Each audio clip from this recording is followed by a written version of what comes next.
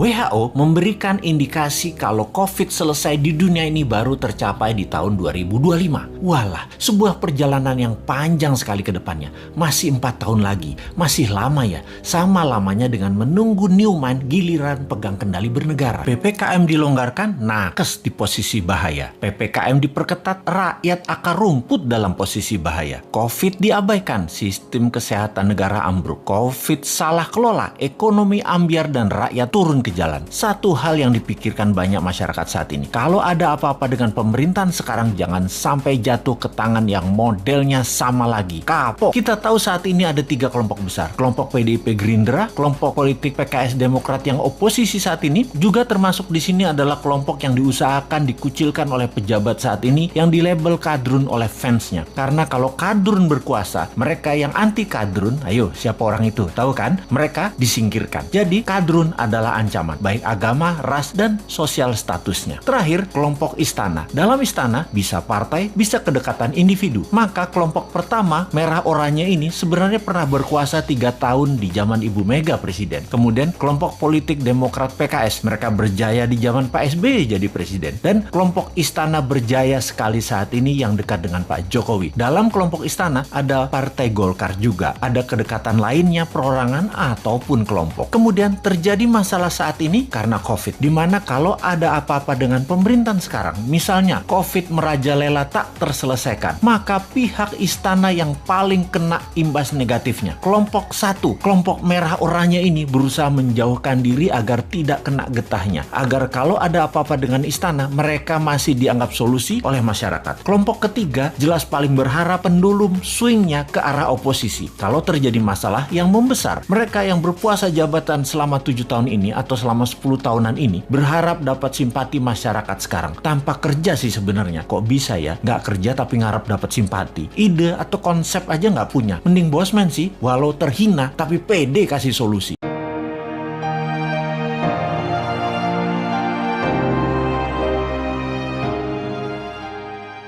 WHO memberikan indikasi kalau COVID selesai di dunia ini baru tercapai di tahun 2025. Walah, sebuah perjalanan yang panjang sekali ke depannya. Masih 4 tahun lagi. Masih lama ya. Sama lamanya dengan menunggu Newman giliran pegang kendali bernegara. Baik, kita bahas lebih dalam tentang pandemi ini. Dalam kacamata perang, sesungguhnya saat ini adalah masuk kategori perang dunia ketiga. Perang dunia secara harafiah, ya artinya ada musuh bersama. Musuh bersama saat ini adalah makhluk tak terlihat, makhluk kasat mata. Karena masuk kategori perang, maka pasti ada tumpah darah, ada casualties. Yang ujungnya ada yang menang, ada yang kalah. Karena masuk kategori perang, maka sesungguhnya strategi bernegara harus pakai war mode, strategi perang. Dalam strategi perang, jurusnya cuma satu, survival, harus hidup. Terlepas nanti perangnya kalah atau menang. Untuk hidup, kita lakukan apapun sekali lagi untuk tetap hidup.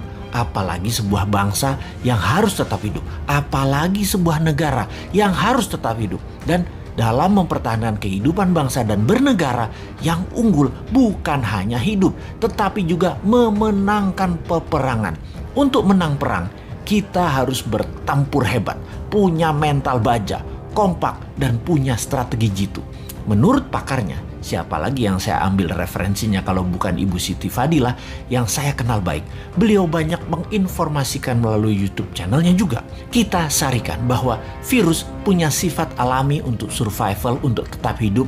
Biasanya punya 3 periode mutasi. Mencontoh Spanish flu di awal abad 20-an. Gelombang pertama, gelombang kedua, gelombang ketiga, virus bermutasi. Seperti bola dilepas dari tangan. Pantulan pertama lebih tinggi, pantulan kedua lebih rendah, dan pantulan ketiga terendah. Virus pertama kekuatannya terlemah, gelombang kedua mulai menguat, dan ketiga terkuat. Itu adalah hukum alam, dilihat dengan kacamata, disederhanakan. Lalu kita lihat strategi bernegara. Ada yang pakai vaksin solusinya, ada yang pakai imunitas, ada yang keduanya dikombinasi. Amerika di zaman Trump pakai cara yang terlihat kasar, yaitu membiarkan rakyatnya terpapar dengan cepat dengan niat agar herd immunity tercapai alami, juga dengan cepat karena yakin imunitas rakyat Amerika baik dan sistem kesehatan Amerika terbaik di dunia. Casualties atau korban perang di bawah 1,5% ternyata.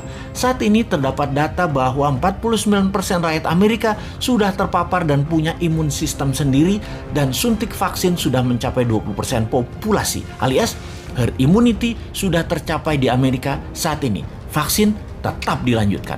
Prinsip kebijakan Gedung Putih ala Trump melawan Fauci dan WHO, namun membuahkan hasil positif sekarang. Penasehat Biological Warfare Gedung Putih menyarankan Trump waktu itu, strain gelombang pertama itu terlemah. Secepatnya saja disebar dan paparkan dengan tanpa mengikuti protokol WHO dan Fauci yang sepertinya mau menghambat agar Amerika rakyatnya maskeran dan strain gelombang pertama kenanya sedikit sehingga vaksin laku terjual setelahnya. Bahaya kalau gelombang pertama dibatasi atau ditahan. Keserang gelombang kedua, pertahanan imunitas masyarakatnya kurang. Jadi gelombang pertama lepas saja. Toh sarana kesehatan bagus. Itulah analisa dan strategi Gedung Putih di masa Trump yang terbukti tidak ada gelombang kedua di Amerika yang telak. Pada saat ini karena herd immunity tercapai, Amerika menang perang melawan COVID. Tiongkok pakai cara kedua, terbanyak pakai vaksin lokal produk mereka sendiri di mana herd imunitas alami tercapai 20%, yang saat ini 40%-nya ini pakai vaksin di mana 3 bulan lagi herd immunity di Tiongkok tercapai dengan vaksin lebih dari 60% populasi dan 20% natural imunitas. Tiongkok menang juga perang melawan COVID. Gelombang kedua ketika terlambat vaksin dipakai maka akan berat karena mutasi virus sudah lebih kuat. Dan yang tanpa vaksin terpapar gelombang kedua menjadi berat lagi pengaruhnya atas kesehatan adalah benar. Strategi yang harus cepat-cepat dilakukan adalah vaksin disuntikan ke masyarakat. Di Indonesia, ketika gelombang pertama ternyata hanya memapar 10%-an populasi dan vaksin saat ini baru mencapai 20%-an populasi. Saat ini gelombang kedua terjadi di Indonesia. Sementara yang berimbas atau vaksin atau yang punya herd imunitas baru mencapai 30%-an populasi. Dan hanya mereka inilah yang mungkin kuat terhadap virus gelombang kedua saat ini. Dan mudah-mudahan sekali lagi tidak ada gelombang ketiga mutasi COVID, yaitu COVID yang terakhir mutasinya yang terkuat. Kita harus segera mencapai herd imunitas saat ini, segera. Inilah hal yang kasihan pada pemerintah saat ini. Kita tidak menyalahkan hal ini sudah terjadi, tetapi kita harus melihat ke depan. Sistem kesehatan kita belum sebaik negara maju. Imunitas vitamin, makanan masyarakat juga belum sebaik negara maju. Maka yang terbaik kita bantu pemerintah saat ini dengan PPKM-nya Jawa Bali, kita taat 100%. Diam di rumah selama 3 minggu, gunakan minimum movement selama 3 minggu, makan sehat, hidup sehat, baca buku, dan olahraga. Ini semua karena sudah kadung, dan kadung juga pemerintah beli vaksin banyak banget, sampai 400 juta katanya, untuk memvaksin seluruh rakyat Indonesia. Vaksin ini ada batas waktu, ada expiration date, jadi harus cepat-cepat.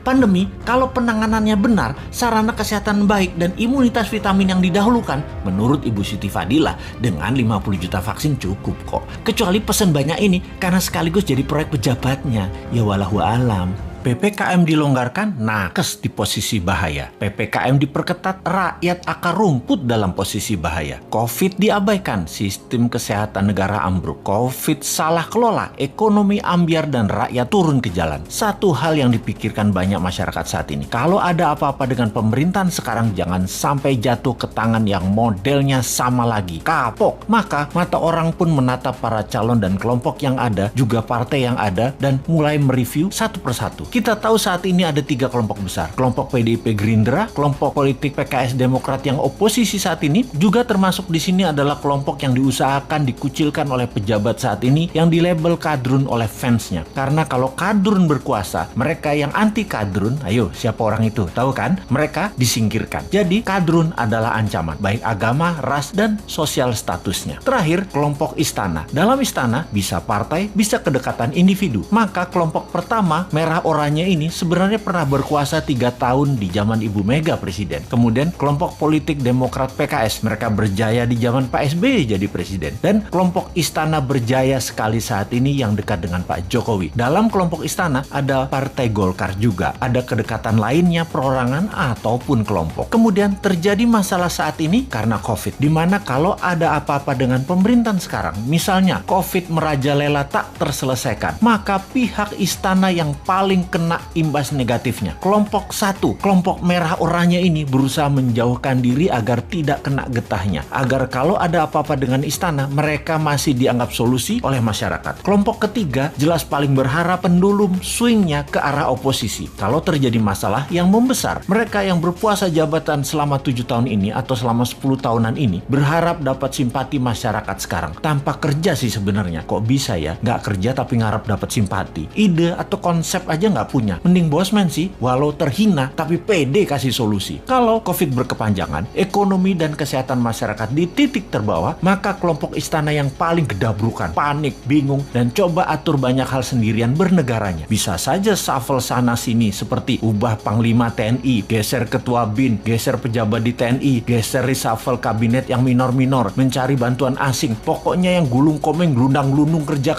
ya kelompok istana ini. Yang oposisi memanfaatkan ini semua dengan memberitakan hal-hal yang buruk di sekitar istana dan pejabat terasnya. Oposisi ini, dua partai utama Demokrat dan PKS ditambah pasukan yang dicap kadrun, yang dicap jual agama. Itulah mereka para oposisi. Di posisi satu, mereka siap-siap ambil peluang juga agar kepercayaan masyarakat tumbuh ke arah mereka. Juga tidak dipersalahkan atas kesalahan kelolaan COVID dan jatuhnya ekonomi karena istana yang paling bertanggung jawab. Kalau istana berhasil melewati masa pelik ini selama 3 tahun ke depan, posisi satu dan posisi istana berusaha memainkan dongeng kesuksesan ini untuk bekal 2024. Kompak lagi mereka. Singkatnya, saat ini yang namanya politikus sisa, banyak yang masih diam-diam baik untuk ambil posisi. Mau miring ke istana atau mau ikut oposisi dengungkan terus kejelekan istana, nggak banyak actionnya mereka ini. Mereka ini seperti Nasdem, P3, PAN, PKB, Hanura, partai-partai miring ke istana ini juga terasa sekali mereka lagi ambil jarak dengan istana sekarang. Deket enggak, jauh enggak, bantu enggak, ngerecokin dikit palingan. Inilah peta saat ini kalau kita persingkat. Nah, kita sekarang ke depan bagaimana? Kita sekali lagi ingatkan, 3 posisi tadi yaitu kelompok pertama merah oranye, kelompok istana, dan kelompok oposisi. Ini petanya kita tarik ke belakang. Kita lihat 20 tahun terakhir ini. 3 tahun Ibu Mega, 10 tahun Pak SBY, 7 tahun istana saat ini. Total 20 tahun. Kemudian kita list daftar calon pemimpin 2024. Para calon yang ada saat ini adalah datang dari ketiga genre politik yang ada. Sebutkanlah satu persatu. Pasti mengacu ke salah satu kelompok. Misalnya Pak Prabowo masuk kemana? Sudah tahu kan? Pak Erik misalnya masuk kemana? Pak Ganjar, Pak Anies, Pak Ridwan Kamil masuk kemana? Jelas ya? Ini pertanyaan new mind sekarang. Apakah dalam 20 tahun terakhir negara Indonesia jadi negara superpower? Apakah Indonesia jadi negara yang ditakuti dan disegani di sekitar kawasan? Apakah Indonesia jadi negara tidak impor lagi dan menjadi negara produsen kelas dunia? Apakah pendidikan Indonesia terbaik di dunia saat ini? Apakah sumber daya alam Indonesia masih utuh atau sudah mulai habis tanpa membuat Indonesia jadi kaya? Bener nggak? Pertanyaannya sekali lagi, yakin masih mau sama mereka yang model kelolaan negaranya pasti sama seperti dalam 20 tahun terakhir ini? Yakin masih memilih orang yang di etalase itu semua? Berani nggak ambil yang baru, yang beda, yang timnya kuat di dalam dan di luar negeri, yang bukan genre bernegara ala 3 kelompok yang berkuasa, yang akan menyatukan semuanya di bawah kekuatan yang baru?